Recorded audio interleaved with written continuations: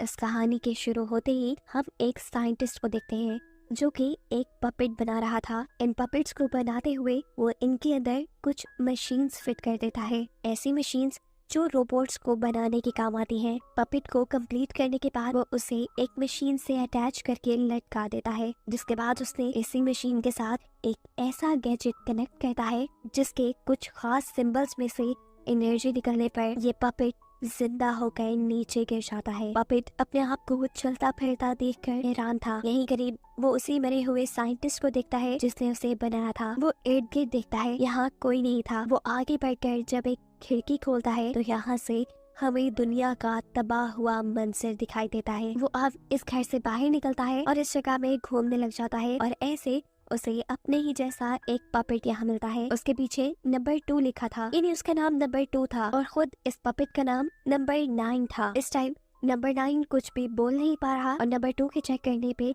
उसे पता चलता है कि उसके अंदर कम्युनिकेट करने वाली डिवाइस नहीं है। वो नंबर 9 को उसी बिल्डिंग में ले जाता है जहाँ से साइंटिस्ट ने उसे बनाया था। कम्युनिकेट करने वाली एक मशीन ढूंढकर वो जैसे ही नंबर 9 के अंदर लगाता है तो नंबर 9 अब बोलने लगा था। अभी ये लोग बातें ही कर रहे थे कि अचानक उन्हें यहाँ किसी की आवाज आती है। नंबर 2 जल्दी से नंबर 9 को छुपने के लिए कहता है। यहाँ जो आया था वो एक बहुत बड़ा सा स्केलेटन रोबोट था जिसकी नजर नंबर 2 पर पड़ चुकी थी। वो नंबर 2 को मारने के लिए उठा चुका था और ये सब देखकर नंबर 9 बहुत ज्यादा डर रहा था। इतने में स्केलेटन रोबोट की नजर उस पर भी पड़ जाती है, लेकिन वो चालाकी से उससे बचने के लिए अपने आप को छुपा लेता है। नंबर 2 को तो वो स्केलेटन रोबोट ले जा चुका था, लेकिन अब नंबर 9 डर के मारे बेहोश भी हो चुका है। उसे जब होश आया तो उसने अपनी आंखों के सामने बहुत से सर्जिकल इंस्ट्रूमेंट देखे। उसके ऊपर एक कैंची बढ़ रही थी, यानी कोई उसे मारना चाहता था।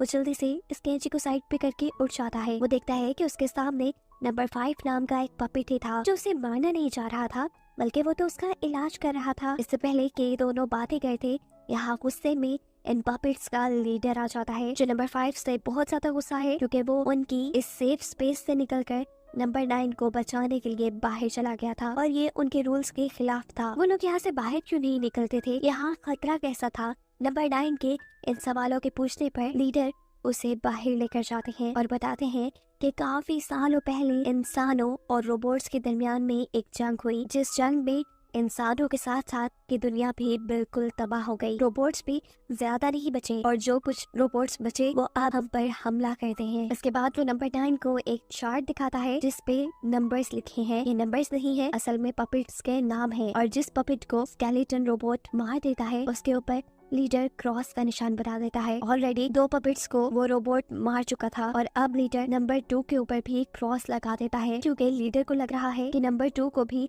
वो स्केलेटन रोबोट मार चुका है। नंबर 9 कहता है कि आपको ऐसा नहीं करना चाहिए, अभी तक तो हमें उसकी मौत कंफर्म भी नहीं हुई, क्या पता वो जिंदा हो, हमें उसे ढूंढने की कोशिश करनी चाहिए। लीडर तो उसकी ये बात सुनकर गुस्सा होकर वहाँ से चले जाते हैं, लेकिन इसके बाद नंबर 5 नंबर 9 को टॉवर के बिल्कुल ऊपर ले जाता है जहाँ वो रहा करते थे। इस टॉवर के बिल्कुल ऊपर से उन्हें रोबोट्स की फैक्ट्री दिखाई दे रही थी। वो जानते थे कि जरूर वहीं पर रोबोट्स ने उन पपेट्स को रखा होगा। ये दोनों नंबर 2 को बचाने के लिए वहाँ पर जाने का प्लान करते हैं। मजे की बात ये थी कि फैक्ट्री में आने पर इन्हें नंबर 2 जिंदा सलामत भी दिखाई दे रहा था, लेकिन एक पिंजरे में कैद। बिना वक्त आया कि ये नंबर 2 के पास जाकर उसे बातें करने लगते हैं। इससे पहले कि ये उसे इस कैद से छुड़वा पाते, वहाँ स्केलेटन रोबोट आ जाता है जो इन दोनों को देख चुका था। इस रोबोट को देखते ही ये लोग बचकर यहाँ से भागने ही वाले थे और कितना भी भाग लेते ये रोबोट उनको अपने बड़े से हाथ से पकड़ ही लेता, लेकिन यहाँ किस्मत उनका साथ देती है और कोई ऊपर से जंप करते हुए स्केलेटन रोबोट के ऊपर की तरफ वार करते हुए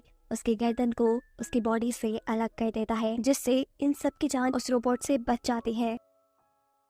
पता चला है कि इनकी जान बचाने वाला भी एक पपेट है जिसका नंबर 7 था। लीडर तो नंबर 7 को भी मरा हुआ मान चुके थे, लेकिन वो जिंदा था और उसे जिंदा देखकर ये सब के सब बहुत खुश होते हैं। यहाँ करीब ही नंबर 9 को एक गैजेट दिखाई देता है जिसे उठाकर वो सामने एक प्लग में लगा देता है। जैसे ही नंबर 2 की नजर उसके ऊपर पड़ती है वो उसे रोकने की कोशिश तो करता है, लेकिन अब बहुत देर हो चुकी थी क्योंकि अनजाने में नंबर 9 ने एक रोबोट को एक्टिवेट कर दिया था। एक मुसीबत से अभी उनकी जान छूटी ही थी कि उन्होंने दूसरी मुसीबत पाल ली। ये मशीन एक्टिव होते ही नंबर 2 की सोल को अपने अंदर एब्जॉर्ब करना शुरू कर देते हैं। उसके सोल को अपने अंदर एब्जॉर्ब करने के बाद ये रोबोट पूरी तरह से एक्टिवेट हो चुका था। नंबर 9 ये सब देखकर बहुत ज्यादा दुखी था, क्योंकि उसकी वजह से उसके साथी की जान चली गई। ये रोबोट अब इन पपेट्स के ऊपर ही हमला करने वाला था, इसलिए ये तीनों अपनी जान बचाकर वहां से भागते हैं। लेकिन भागते भागते वहां स्लिप होने पर नंबर 7 कहीं गिर जाता है और ऐसे रोबोट का ध्यान उस तक चला गया था उसकी जान बचाने के लिए, जहाँ नंबर 9 और नंबर 5 थोड़ी हलचल करते हैं, जिससे रोबोट का ध्यान उनकी तरफ होता है और नंबर 7 को वहां से बच निकलने का मौका मिल जाता है। जिसके बाद ये तीनों ही इस रोबोट को चकमा देते हुए उससे बचकर बाहर आकर छुप जाते हैं। अब नंबर 5 नंबर 9 पे बहुत ज्यादा गुस्सा था, क्योंकि उसी की वजह से वो रोबोट एक्टिवेट हो गया और उनका एक साथी भी मारा गया। यहाँ नंबर 7 उन्हें समझाता है कि अभी लड़ने का वक्त नहीं, बहस मत करो, बस यहाँ से निकलो। यहाँ हम देखते हैं कि उस रोबोट ने अपने ही जैसा उड़ने वाला एक और नया रोबोट तैयार कर लिया है। ये तीनों जो एक लाइब्रेरी में गए थे और यहाँ पर अपने ही जैसे 2 और पपेट दिखाई देते हैं। ये पपेट उन्हें दिखाते हैं कि कैसे पुराने वक्तों में इंसानों ने अपने आराम के लिए ये रोबोट्स बनाए, लेकिन रोबोट्स उनसे कई ज्यादा इंटेलिजेंट होने की वजह से इंसानों पर राज करना चाहते थे। ऐसे इंसानों और उनके दरमियान में जंग शुरू हो गई, जिसके नतीजे में इंसान मारे गए और ये दुनिया भी तबाह हो गई। ये सब बातें सुनने के बाद पता नहीं क्यों नंबर 9 के जहन में एक ड्राइंग आ रही थी। वो उस ड्राइंग को वहाँ मिट्टी के ऊपर बना देता है। ये साइन हम रोबोट के गैजेट पे भी देख चुके हैं। इस साइन का क्या मतलब था वो नहीं जानते थे, लेकिन यहाँ पर नंबर 5 नंबर 9 को बताता है कि हमारा दूसरा साथी यानी एक पपेट भी ऐसे साइंस बनाता है, शायद उसे इसका मतलब पता हो। अब मतलब जानने के लिए उन्हें लीडर के टॉवर वापस जाना पड़ेगा, जहाँ लीडर उन्हें एक्सेप्ट नहीं करने वाली, क्योंकि ये उसके रूल्स को तोड़ते हुए टॉवर से बाहर निकल कर आए थे। ये लोग चुपके से लीडर के टॉवर में आ जाते हैं और उन साइंस का मतलब ढूंढना शुरू कर देते हैं और तभी पकड़े भी जाते हैं लीडर के बॉडीगार्ड के हाथों, जो इन्हें लीडर के पास ले आता है। लीडर गुस्से में थे। नंबर 9 को देखते ही वो कहते हैं, यहाँ जो कुछ भी हो रहा है ना, सिर्फ तुम्हारी वजह से हो रहा है। इस सब के जिम्मेदार तुम हो। तुम जानते हो तुम एक अनलकी इंसान हो। जब से यहाँ आए हो बुरा ही हो रहा है। नंबर 9 की सारी बातें सुनकर शर्मिंदा सा हो गया। उसी वक्त इस रूम में नंबर 6 आता है। उसके हाथों में अभी भी उन्हीं साइंस वाली ड्राइंग थी। नंबर 9 और नंबर 7 उस ड्राइंग को गौर से देखने में लग जाते हैं, लेकिन यहाँ लीडर का गार्ड उनके हाथ से उनका सामान छीन लेता है। ये लोग अभी ज्यादा कुछ कर नहीं पाए थे कि अचानक उनकी सीलिंग का मिरर टूट जाता है। ये लोग ऊपर देखते हैं, जहाँ एक उड़ने वाला रोबोट इनके ऊपर हमला कर चुका था। बॉडीगार्ड उससे लड़ता है और ये रोबोट तो कुछ ज्यादा ही ताकतवर था। उसने गार्ड को तो एक ही बार में गिरा दिया था। ये देख बाकी सबको अपनी जान बचाने के लिए वहाँ से भागना पड़ता है। रोबोट भी इनके पीछे पीछे था। अब अगर परमानेंट उससे जान छुड़वानी थी तो भागने से अच्छी स्ट्रेटेजी थी उसका सामना करना। ये लोग एक प्लान बनाते हैं, एक जंजीर को हवा में उड़ाते हुए उसकी मदद से उस उड़ने वाले रोबोट को फंसाकर नीचे गिरा लेते हैं और फिर सभी मिलकर उसे इतना मारते हैं कि वो बेचारा टूट जाता है। खत्म होने पर तो उनकी जान को सुकून आया था, मगर अफसोस कि सारी लड़ाई में उनका वो टॉवर जिसमें ये लोग रहते थे वो बर्बाद हो चुका था। वहाँ आग लग चुकी थी। इसी वजह से ये सब पपेट्स बहुत दुखी थे। रहने के लिए इनके पास बस एक ही तो ठिकाना था। अब कुछ सोचने के बाद ये सभी पपेट्स मिलकर उन ट्विन पपेट्स की लाइब्रेरी में चले जाते हैं, जहाँ से अभी नंबर 9 को इस जमीन के पास्ट की कहानी सुनने को मिली थी। यहाँ नंबर 9 के साथ नंबर 6 और नंबर 7 मिलकर रोबोट के पास मौजूद गैजेट के साइन को डिस्कस कर रहे थे कि तभी यहाँ दोबारा बॉस आकर इन पर गुस्सा करना शुरू हो जाते हैं और कहते हैं, अगर तुम लोगों को अपनी जान प्यारी है ना तो प्लीज इन सारी चीजों से अपना दिमाग हटाकर हमारे साथ छुप कर लाइफ गुजारो। जिंदा रहोगे तब तक। नंबर 2 भी तुम लोगों जैसे ही था, तुम्हारी तरह ही ऊट पटांग की, बाहर जाने की, नई नई चीजें ढूंढने की बातें करता था। देख लिया ना अब उसका हाल तुम लोगों ने। लीडर की इन बातों ने नंबर 9 को शक में डाल दिया। वो लीडर से सवाल करता है, तो क्या आपने नंबर 2 को जानबूझकर बाहर भेजा था? लीडर अपनी सच्चाई सबके सामने खुलते थोड़ा सा घबरा जाता है और अपनी सफाई देने के लिए बोलता है, हाँ मैंने ही भेजा था, मगर ऐसा करना जरूरी था ताकि सारे उसकी मौत से सबक लें और यहाँ रहकर फिर अपनी जान बचा सके। अपनी साथी की मौत का जिम्मेदार लीडर को जानकर नंबर 7 तो जुनून में आ गया। वो एक चाकू की मदद से लीडर को मारने वाला था, मगर नंबर 9 उसे रोकता है। कहता है, होश से काम लो, ऐसे अगर हम एक दूसरे को ही मारेंगे तो जिंदा कोई नहीं बचेगा। सीन कट होकर दूसरी तरफ हम उस रोबोट को देखते हैं जिसके उड़ने वाले रोबोट को ये पपेट्स मार चुके हैं। अपनी हार के बदले में चुप तो ये भी रहने वाला नहीं, इसीलिए वो अपने पास पड़ी नंबर 2 पपेट की मुर्दा बॉडी को उठाकर उसे मशीन में बदल कर बाकी पपेट्स के पास भेजता है, जो सबसे पहले जाकर लीडर के बॉडीगार्ड को हिप्नोटाइज करके लीडर को पकड़ लेता है। जिसके बाद वो नंबर 5 और नंबर 9 के पास जाता है, लेकिन नंबर 9 जो उसकी चाल समझ गया था वो ना खुद उसकी तरफ देखता है और ना ही अपने साथी को देखने देता है। उसकी हिप्नोटाइजेशन से बचने के बाद ये लोग लीडर को बचाने के लिए उसी के करीब जाते हैं। नंबर 7 पीछे से उसके पास जाकर लीडर को छुड़वाने में कामयाब तो हो जाता है, लेकिन उसकी बदकिस्मती कि खुद उसे ये मशीन पकड़ चुकी थी, जिसे वो यहाँ से ले जाती है। उसके यहाँ से जाने के बाद लीडर होश में आता है। वो काफी ज्यादा डरा हुआ था। अपनी जान बचाने के लिए वो सबसे कहता है, चलो अगर जिंदा रहना है तो हम ये ठिकाना ही छोड़ देते हैं। पर नंबर 9 उससे कहता है, इतनी भी बुज़दिली और सेल्फिशनेस अच्छी नहीं जिसने तुम्हें बचाया, तुम उसकी जान बचाने के लिए भी पीछे हट रहे हो। लीडर को समझ आ गया था कि उसे अपने साथी की जान बचानी चाहिए, इसलिए सब लोग मिलकर रोबोट की फैक्ट्री के पास जाते हैं। नंबर 9 नंबर 5 से कहता है कि मैं अंदर जाकर नंबर 7 को बचा कर लाऊंगा, लेकिन अगर काफी देर तक मैं वापस ना आया तो समझ जाना कि मैं खतरे में हूँ और तुम इस पूरी फैक्ट्री को ही खत्म कर देना। नंबर 9 के अंदर जाते ही नंबर 5 इस फैक्ट्री को तबाह करने की तैयारियां शुरू कर देता है। नंबर 9 जो फैक्ट्री के अंदर जा चुका था वो देखता है कि रोबोट यहाँ पर उनके लीडर के बॉडीगार्ड की सोल अपने अंदर एब्सॉर्ब कर रहा है। और उसके बाद थी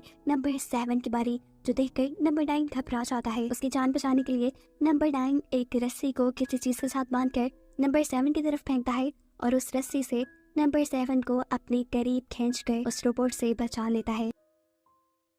बाहर खड़े ये सब लोग जो नंबर 9 का इंतजार कर रहे थे, लीडर को लगा कि नंबर 9 को भी रोबोट ने पकड़ लिया है। तो नंबर 5 से कहता है कि तुम इस फैक्ट्री को उड़ा दो, लेकिन नंबर 5 को नंबर 9 पे पूरा यकीन था कि वो नंबर 7 को बचा ही लाएगा। इसी दौरान यहाँ एक उड़ने वाला रोबोट आ जाता है, जिसकी नजर इन पपेट्स पे भी पड़ चुकी थी। इससे पहले कि ये रोबोट जाकर ये सारी खबर अपने बॉस रोबोट को देता, ये सभी पपेट एक रस्सी के जरिए उसको रोकने की कोशिशों में लग जाते हैं। दूसरी तरफ लीडर भी माचिस चला लेता है बॉम्ब को ब्लास्ट करने के लिए, ताकि इस रोबोट के साथ साथ अंदर रोबोट की फैक्ट्री भी जल जाए। लेकिन नंबर 5 उसे रोकता है। वो ऐसा नहीं चाहता था कि उसके बाकी साथियों के बाहर निकले बगैर ही ये फैक्ट्री जल जाए। लीडर और नंबर 5 के दरमियान अभी यही लड़ाई चल रही थी कि वो लोग देखते हैं कि नंबर 9 नंबर 7 को बचाकर बाहर ले आया है। ये देखते ही नंबर 5 खुद लीडर के हाथ से तीली लेकर अपना बम जला देता है, जिसने चंद ही सेकंड में रोबोट की पूरी फैक्ट्री को जला के राख कर दिया था। पर अफसोस कि उस ब्लास्ट से रोबोट का कुछ भी नहीं हुआ। रोबोट अब तेजी से चलता हुआ उन्हीं की तरफ आ रहा था। असल में उसके अंदर कोई खराबी आ गई थी और अपने आप को ठीक करने के लिए उसे अब एक पपेट की सोल चाहिए थी, जिसको हासिल करने के लिए वो तेजी से इनकी तरफ बढ़ रहा था।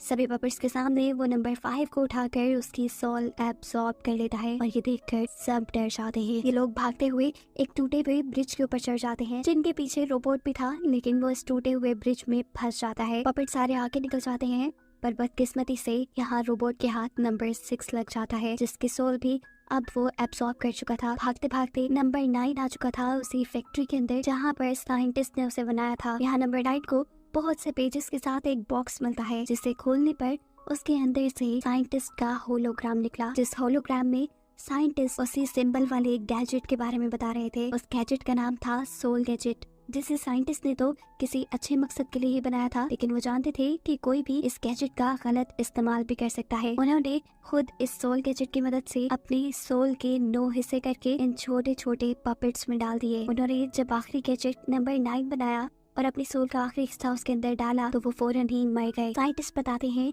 कि जिस गैजेट के जरिए मैंने अपनी सोल्स को तुम्हारे अंदर डाला, उसी गैजेट के जरिए उन रोबोट्स को रोका भी जा सकता है। ये सुनते ही नंबर 9 जल्दी से अपने दोस्तों के पास जाता है और उन्हें जाकर साइंटिस्ट के होलोग्राम के बारे में बताता है और साइंटिस्ट के बताए हुए उस गैजेट के बारे में भी, जिससे वो रोबोट को मार सकते थे। लेकिन यहाँ किसी को भी उसकी बातों पे यकीन नहीं आता, इसीलिए वो खुद जाकर रोबोट के सामने खड़ा हो जाता है, क्योंकि वो जानता था कि गैजेट इस वक्त रोबोट के अंदर ही लगा है। वो गैजेट को हासिल करना चाहता था। उसके सामने जाने पर ये रोबोट उसकी सोल को अपने अंदर एब्सॉर्ब करने लगता है, लेकिन यहाँ उसकी मदद करने के लिए लीडर उसके पास पहुंच जाते हैं, जिससे नंबर 9 के बजाय ये रोबोट लीडर की सोल को एब्सॉर्ब करना शुरू कर देता है। और इस सब के दौरान नंबर 9 इस रोबोट के अंदर से उस गैजेट को निकालने में कामयाब हो जाता है। इस गैजेट के बाहर निकलते ही जितनी भी सोल्स को उस रोबोट ने अपने अंदर एब्सॉर्ब किया था, वो सभी सोल्स बाहर निकलना शुरू हो जाती हैं और आसमान में जाकर एक बादल बना लेते हैं, जिसके बाद आसमान में से सोल्स की बारिश होती है। इस बारिश के एक एक कतरे में लाइफ थी, जिसकी मदद से अब जमीन पहले जैसी हो जाती। यहाँ पर दोबारा से इंसान जिंदा होते और ये जमीन भी हरी भरी हो जाती। सभी पपेट्स इस चीज से खुश थे और यही बताते हुए ये कहानी यहाँ खत्म हो जाती है।